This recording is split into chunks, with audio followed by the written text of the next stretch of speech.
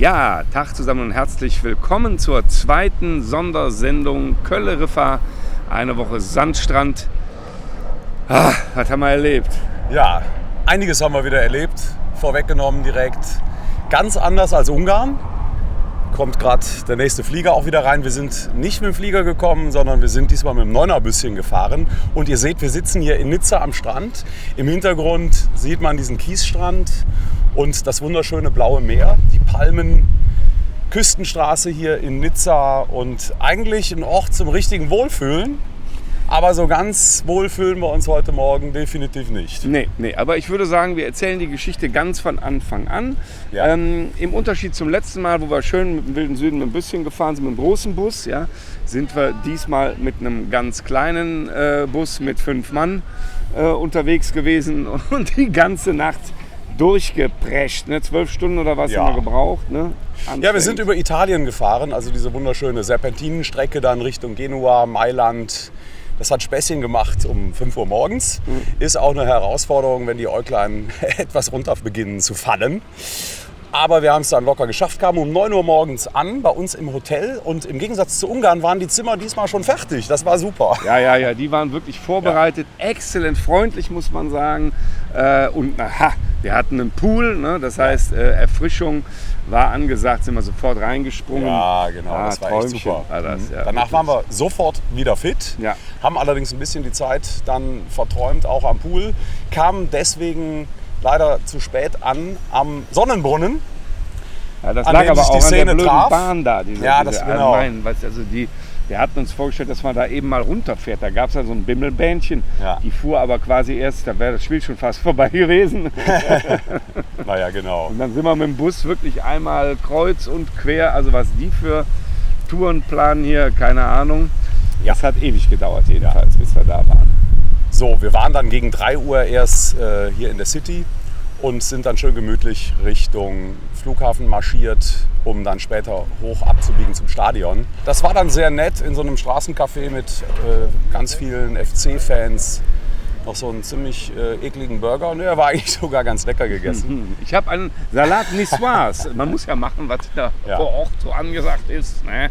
So. Habe ich gegessen. Ich würde gerne einen Schritt noch zurückgehen, weil wir sind ja ein bisschen der Musik hinterher und wir kamen dann am Treffpunkt an diesem Platz an da. Ne? Ach so, ja. So, und da stand natürlich alles Mögliche rum. Ne? Wobei man sagen muss, wenn die hier Flaschenpfand hätten, dann wäre vielleicht ein bisschen Pappe wegzuräumen gewesen. Ja. Und sonst nichts. Ne? Weil man hätte ein Vermögen machen können. Man hätte ein Vermögen machen können damit, ja. Aber da die keinen Flaschenpfand haben, stand das natürlich alles da rum und sah dann auch nicht so schön aus. Nee, das ist schon richtig, aber das kann man jetzt schon mal vorwegnehmen, weil es passt jetzt gerade an der Stelle, sich als Bürgermeister nachher darüber aufzuregen, dass die tausenden FC-Fans, die hier mit Sicherheit zigtausende, wenn nicht hunderttausende von Euro an Umsatz hinterlassen haben in diesen 2 Tagen, dass da auch ein bisschen Dreck zurückbleibt, ja meine Güte, aber dann so eine Aussage zu treffen, das holen wir uns von denen zurück, also das ist ja, das ist an Lächerlichkeit wirklich nicht zu überbieten. Das habt ihr schon längst zurückgeholt. Ja, genau. Aber 20-fach und mehr. Naja, also bis dahin muss man sagen, unabhängig davon, dass wir ja der Musik hinterhergelaufen sind, war das aber alles in Ordnung und schön. Ne? Ja. Klar, das ist hier ohnehin von der Kulisse her kaum zu überbieten. Dann, wie du sagst, haben wir nett gegessen und sind dann mit der Bahn schön Richtung Stadion gegondelt. Ja. Und das ging auch noch alles ganz gut. Gute Stimmung. Ja, auch Gott und die Welt da wieder getroffen und man kam am Stadion an, noch Fotos gemacht und alles rechtzeitig. Und ja, dann wurde es, sagen wir mal, etwas außergewöhnlich, als es an die Einlasskontrolle ging. Ne? Ja. Zuvor wurden wir noch ein bisschen beschossen. Ja, genau. Also es fing eigentlich schon damit an. Im Grunde denkt man, okay, wunderbar. Ach, das ist aber sehr friedlich hier. Hier ist überhaupt gar keine Polizei. Also das ist ja ganz irre hier. Ne? So, dann kommt man da an und plötzlich kommen von der Seite, von so einem kleinen Sträßchen da, kommen da die Böller und Leuchtflugkörper geflogen. Und da war schon ein Versuch von Nizza-Fans da durchzubrechen und die Einlasssituation bei den Kölnern irgendwie zu stürmen. Ja.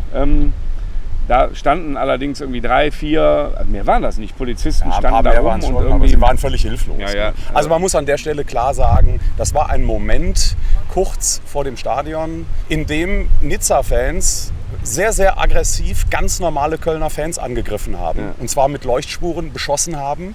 Die Polizei hat dann versucht, diese Leuchtspuren noch zu beseitigen, hat aber ihr eigenes Auto fast noch abgebrannt. Also die waren total überfordert, wirklich. Nicht nur an dieser Stelle, sondern den ganzen Abend sollten sie ja überfordert bleiben. Und das war unser Einstieg dann am Stadion. Sehr unangenehm und haben wir uns trotzdem noch nichts bei gedacht, weil wir dachten, ja gut, also ein paar Bekloppte gibt es immer auch an der Stelle. Ja. Und dann ging es weiter mit der Einlasskontrolle. Und ich habe in meinem ganzen Fanleben noch nie erlebt, ein Fußballstadion zu betreten, ohne abgetastet zu werden, also ohne Sicherheitskontrolle und auch kein Ticket vorzeigen zu müssen. Also jeder Depp, jeder Terrorist, jeder Verrückte hätte dieses Stadion betreten können, ohne in irgendeiner Weise kontrolliert worden zu sein. Das muss man sich mal wirklich auf der Zunge zergehen lassen. Ja. Also die hatten auch gar keine Lust. Also es standen da schon welche, die einen abtasten hätten können, aber die hatten keine Lust und winkten einen immer so vorbei. Ja. Alle durchgewunken. Ja. Also tatsächlich Sicherheitskonzept absolut gleich null. Ja. So, dann hieß es später, wir haben dann gefragt, seien diese Drehkreuze kaputt oder was auch immer. Also irgendwie die ganze Technik funktionierte absolut null. Wir hatten wir sind einfach so durch und haben uns plötzlich im Stadion wiedergefunden und trauten unseren Augen nicht, wie das jetzt gelaufen ist. Denn in Wahrheit hätten wir gar kein Ticket besorgen müssen. Ne? In dem Moment haben wir uns natürlich noch drüber kaputt gelacht eigentlich. Ne? Wir wussten nicht, wie der weitere Verlauf dann noch über die Bühne geht. Und dass das letztendlich für mich der Kern auch des ganzen Übels sein sollte. Also das, was passiert ist, führen wir zu 100% zurück auf die Infrastruktur und die Voraussetzungen, die von Seiten der Verantwortlichen, der Veranstalter geschaffen worden waren. Gelegenheit macht Diebe, so nach dem Motto. Ne? Also wenn ich Tür und Tor öffne, dann muss ich mich nicht wundern, wenn die Leute die Sau rauslassen. Und das soll das überhaupt nicht rechtfertigen. Nein. Das eine hat mit dem anderen nichts zu tun. Ne? Ja. Wir versuchen hier objektiv, haben das auch gestern Abend in unserem ersten Spontanpost gemacht. Wir versuchen objektiv zu berichten. Und wir können an der Stelle wirklich nur unterschreiben, das war nicht mal Dorfkirmes, das war einfach der Witz des Jahrhunderts. Also wenn man chronologisch geht, und das sind aber Dinge, die wir später erfahren haben dann, ne? Ja. Weil wir mit Leuten gesprochen haben, denen das da zum Teil mittendrin waren und denen wurde ja auch, hast verletzte Leute gesehen.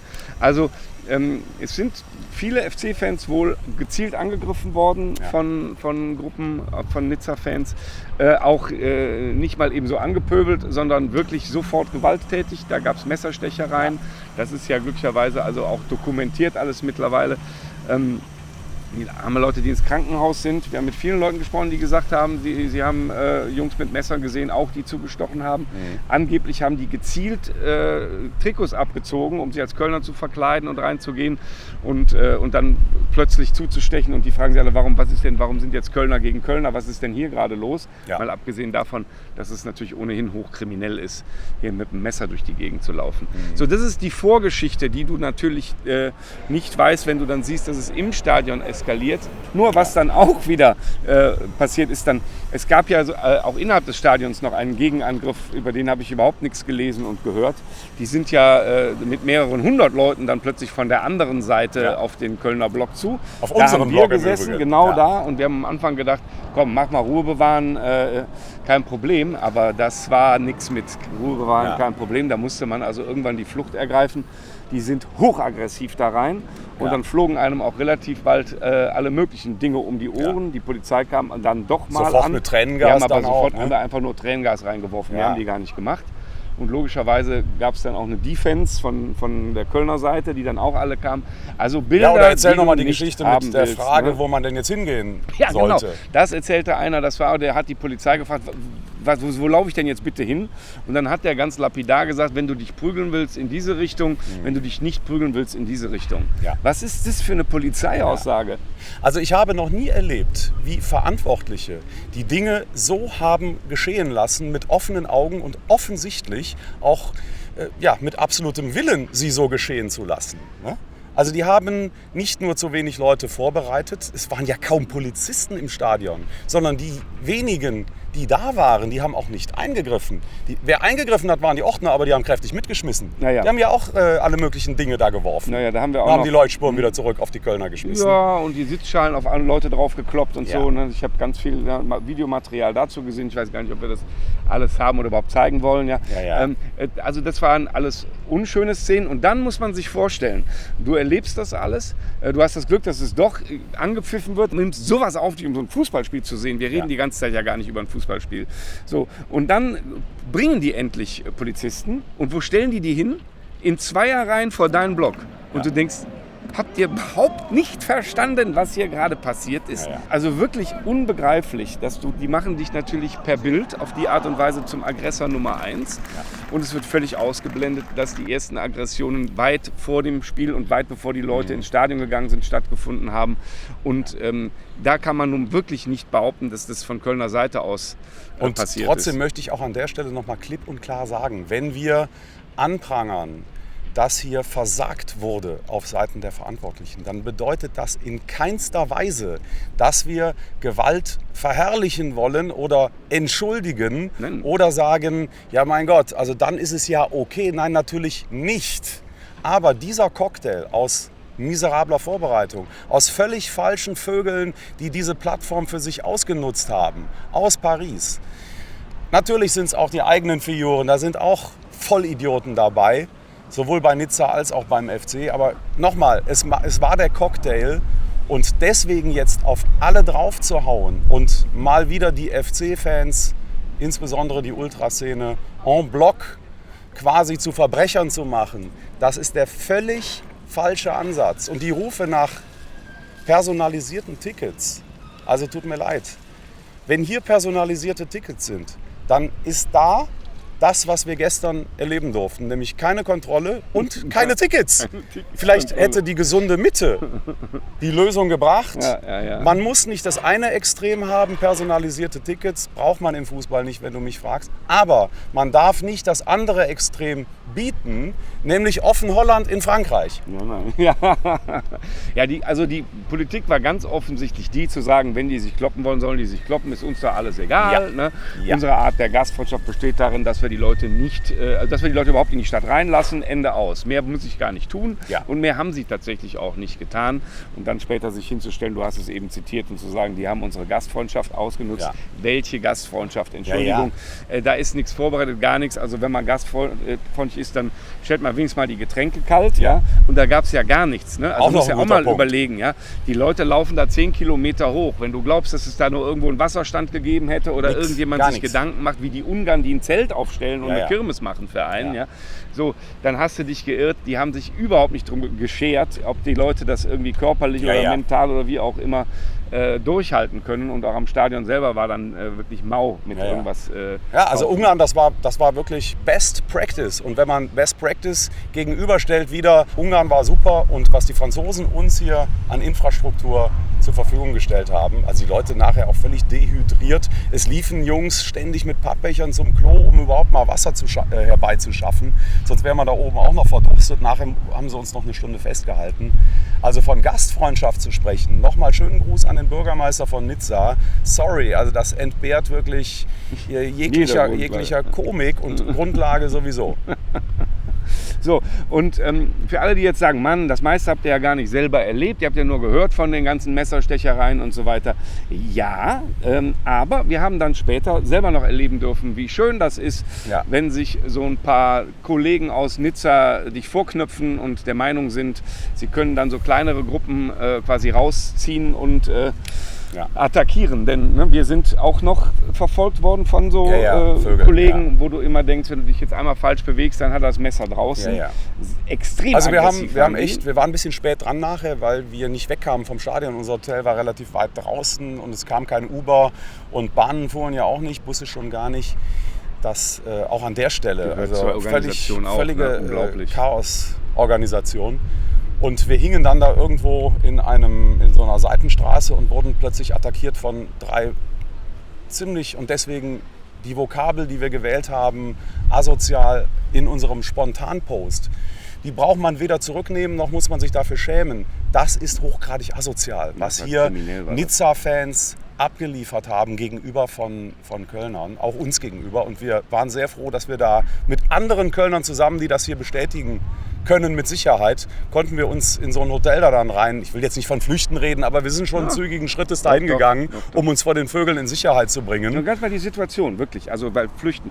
Wir werden von diesen Typen attackiert. Ja? Wir sind zu viert, so, aber keiner hat natürlich Bock, in irgendein Scharmützel mit denen reinzugeraten. Ja. So, 2 von uns, es hält ein Auto, aus dem Westerwald waren die, glaube ich, ja? So, die halten Köln-Fans, ja? Können 2 von uns aufnehmen. Also es war wirklich so eine GSG-9-Operation. Tür auf, könnt ihr uns mit, zack, rein da. Ja. Und 2 von uns konnten da nicht mitfahren, das waren wir beide. Und wir haben aber gesehen, gegenüber gibt es noch ein Hotel. Und da standen ein paar FC-Leute und dann sind wir schnell darüber gelaufen, ja? Um quasi ein bisschen Rückendeckung von der Seite zu haben. Ja, die Jungs haben dann auch versucht, in das Hotel reinzukommen. Ja, ne? Stellte sich raus, die hatten sich da auch schon verschanzt vor denen, weil die auch keinen Bock hatten auf das nächste Scharmützel, obwohl wir da an der Stelle mehr gewesen wären. Aber es hilft ja nicht. Also keiner von uns hat da Bock, sich da zu kloppen. Und abgesehen davon, wenn der dann sein Messer zieht, dann ist doch einer von uns oder mehrere verletzt. Das will ja kein Mensch. Die Frage an der Rezeption bei dem Mädel, die völlig überfordert war, ob sie denn vielleicht mal die Polizei rufen könne, beantwortete sie dann lapidar, die kommen wegen sowas nicht hier bei uns. Ja. Schönen Dank an die Franzosen, auch an dieser Stelle. Ja, auch das ist Katastrophenorganisation. Ja. Ne? Da kommt einfach keiner. Also, und da muss man sich vorstellen, wir hingen dann da fest, sind quasi in einem Belagerungszustand von außen. Die marodierten da rum, haben ab und zu andere Leute noch angemacht und wir hingen quasi in dieser Hotellobby, ganz kleine Lobby und haben da immer mal geguckt, sind die noch da, sind die nicht da. Die anderen wussten auch nicht, wie sie da wegkommen. Dann der Taxifahrer versuchte das auszunutzen und wollte von den Jungs 200 € haben, um sie in die Innenstadt zu fahren, weil der merkte, haha, die haben Not. Alles französische Gastfreundschaft. Vielen herzlichen Dank für die französische Gastfreundschaft an dieser Stelle auch. Ne? Wirklich sympathisch. So, und wir sind dann da weggekommen, indem hier Kollege Stefan kam mit dem Bus und die Tür aufgerissen hat und wir sind dann raus und da reingehüpft. Ja. Und auf die Art und Weise haben wir dann die Szene verlassen und sind bei uns ins Hotel. Wo übrigens ganz viel Gendarmerie war, unfassbar, weil die da angeblich irgendeine Übung gemacht haben. Und die haben auch bestätigt, dass es schwierig ist. Also die waren ja ganz nett. Ne? Also bei uns im Hotel waren gefühlt mehr Polizisten als am Stadion. Ne? So fühlte sich das für uns an. Ich würde vielleicht eine Sache auch gerne nochmal gerade ins Gespräch reinschmeißen. Und zwar die Frage, inwieweit man Berichterstattung betreiben dürfe von solchen Veranstaltungen und explizit auch wir beide. Weil es kamen Stimmen auf so nach dem Motto, ihr steht ja in der Öffentlichkeit, ihr dürft nicht auf diese Art und Weise berichten und ihr müsst auch bei den Vokabeln, die ihr nutzt, aufpassen. Ich sage dazu ganz ehrlich, wer, wenn nicht wir, mit unserer Reichweite, soll denn von solchen Ereignissen berichten, um eben genau dafür zu sorgen, dass man sich ein differenziertes Bild machen kann in Deutschland. Gerade diejenigen, die nicht vor Ort waren. Und wenn wir spontan, unmittelbar aus dem Geschehen, ich meine, für uns ist Aktualität wichtig, deswegen haben wir sofort reagiert gestern, als es knallte im Stadion. Und wenn wir dann in solchen Momenten von Scheiße oder asozial sprechen, ich nehme die Begriffe jetzt auch in den Mund, dann tun wir das aus tiefster Überzeugung, weil es fühlte sich in dem Moment haargenau so an. Und Côte d'Azur mit K-O-T habe ich noch nie so auf den Punkt erlebt wie gestern Abend. Und asoziales Verhalten von den Nizza-Fans. Was soll man machen, um es asozial nennen zu dürfen, wenn nicht so etwas wie Messerstechereien schon am Spieltag, den ganzen Tag über in der Stadt, Ausrauben von Kölner Fans? Sorry, Leute. Das kann man nicht anders nennen. Letztlich ist das, ich empfinde das zumindest so, also erstens, wir reden uns natürlich jetzt einfach mal die Seele vom Leib. Ja. Man muss einfach das auch loswerden. Das andere ist, ich glaube schon, dass es gut ist, so die andere Warte auch mal zu schildern. Weil es ist natürlich klar, dass wenn man zu Hause auf dem Sofa sitzt, dass das völlig anders aussieht. Und das, was man da gesehen hat, das ist ja auch so scheiße, wie man es dann empfunden hat. Ja. Du hast halt nur die Hintergrundinformationen nicht, die das nicht relativieren, sondern aber zu einem ganz anderen Verständnis führen können. So, und dann hört man eben auf, die Nizza-Kollegen da als Opfer zu empfinden, sondern man weiß, aha, da ist schon ganz schön viel Hausgemachtes dabei, was null rechtfertigt, wie die Jungs sich da aus Paris Saint-Germain und ein paar Kölner verhalten haben, aber wirklich gar nicht. Ja. Nur auf den eigenen Leuten rumkloppen macht halt auch keinen Sinn. Deswegen ist es, also ich empfinde das für mich persönlich als wichtig und es ist mir ein totales Bedürfnis zu berichten, wie sich das anfühlt, wenn du genau hier bist und nicht zu Hause und angewiesen bist darauf, was die Kollegen da im Fernsehen erzählen und was irgendwo welche Journalisten, die da auf irgendwelchen Tribünen sitzen in Sicherheit, was die da sagen. Ne? Weil die sind natürlich dann schon auch weit weg von der Szenerie. Absolut. So, und ich meine, wer uns kennt, der weiß, von uns gibt es eine authentische Meinung. Wir nehmen da auch kein Blatt vor den Mund. Wir sprechen eben nicht die Journalisten-Speech. Irgendeiner schrieb bei uns, wir wären ja Medienprofis, wir könnten so nicht kommunizieren. Sorry, ganz ehrlich. Genau deswegen machen wir es so. Deswegen machen wir es. Weil sonst müsst ihr die professionellen Medienleute von RTL, dann müsst ihr denen glauben, aber dann dürft ihr nicht 2 Kölsch einschalten. Ehrlich. Ihr könnt doch beides machen, dann habt ihr auch ein komplettes Bild, alles in Ordnung. Ne? Ja. So, nur es muss eben die andere Sichtweise auch geben. Lass uns mal die Sichtweise komplett ändern. Es gab ja zum Glück, mein Gott, wäre das scheiße gewesen, wenn es das nicht gegeben hätte, so eine Tour, auch noch ein Spiel. Und das war dann doch erfreulich, zumindest die erste Hälfte. Ja, also ich meine, die erste Hälfte, was wir da gesehen haben, das knüpfte ja nahtlos an das Wolfsburg-Spiel. Ein sehr, sehr dominanter 1. FC Köln. Ich finde, blitzsauber vorgetragene Spielzüge, schnörkelloser Fußball, also das macht totalen Spaß. Und normalerweise hätten wir 2-3-0 führen können. Ich glaube, dann wäre Nizza auch nicht mehr zurückgekommen. Ja. Zumal sie ja recht torungefährlich sind, jetzt auch wieder nur durch den Elfmeter. Also die erste Halbzeit ganz, ganz toll. Nachher ist uns, für mich übrigens André Duda, erste Halbzeit bester Kölner, auch Jan Thielmann hat super gespielt. Zweite Halbzeit sind wir müde geworden und Nizza hat fürchterlich aufgedreht. Und am Ende müssen wir mit dem Punkt zufrieden sein. Absolut, absolut. Also was mich schon beeindruckt und was ich toll finde, ist, dass wir jetzt zuletzt tatsächlich immer wieder so Phasen hatten im Spiel, wo wir absolut überlegen sind, wo wir das Spiel kontrollieren und wirklich die Angriffe nach vorne rollen, einer nach dem anderen. Das Einzige, was fehlt, ist eben, die dann immer noch umzusetzen. Also tatsächlich, wir hätten 2-3-0 führen müssen eigentlich. Ja. Dass wir das nicht tun, ist eben noch ein bisschen Unerfahrenheit. Dann nutzen wir die Überlegenheit nicht so aus. So, wenn wir das getan hätten, du sagst es, wäre es eine andere zweite Hälfte geworden. So sind wir schlimm unter Druck geraten dann nochmal und haben diese ganzen flinken kleinen Instagram-Fußballer haben wir da agieren lassen. Ne? Ja, der Elfmeter. Ach Gott, unglücklich zustande gekommen. Für mich war das gar kein Freistoß. Ich habe es aber noch nicht im Fernsehen gesehen. Im Stadion fühlte es sich so an, als ob der Schiedsrichter uns in dem Moment da, keine Ahnung, irgendwie... Man hatte das Gefühl, dass der von einer Sekunde auf die nächste plötzlich nur noch für Nizza gepfiffen hat. Ja. Als hätte er irgendwie einen Schalter umgelegt. Ja. So fühlte sich das an. Ja, ganz merkwürdig. Ja. So, ich würde sagen, weil wir jetzt auch weg müssen, unsere Jungs warten auf uns. Es war uns ein Bedürfnis, das hier jetzt mal wirklich auch mit ganz frischen Erinnerungen mal auf den Punkt zu bringen. Vor allen Dingen die Geschichte mit den Vorkommnissen. Und wenn ihr dazu Fragen habt, jeder kann uns gerne auch per PN anschreiben. Und gerne auch in die Kommentare unten, alles gut. Alles reinschreiben. Alles reinschreiben, was euch bewegt. Wir haben nur ein Kölsch im Rucksack gehabt. Das ist auch wieder Scheißplanung. Jetzt haben wir uns beschwert über die Scheißplanung hier. Ne? Und sind selber zu blöd. Ich würde sagen, ein Kölsch auf eine weitere geile Europasaison. Ja, und auf einen Punkt. Dann passt es ja sogar. Wir hatten übrigens wirklich tonnenweise Kölsch dabei, aber alles weggetrunken. Eine Dose ist noch übrig. Leute, wir sehen uns gegen Union im Stadion und auf den Bühnen von Europa hoffentlich auch weiterhin. Macht's gut, schönen Gruß aus Nizza und bis bald.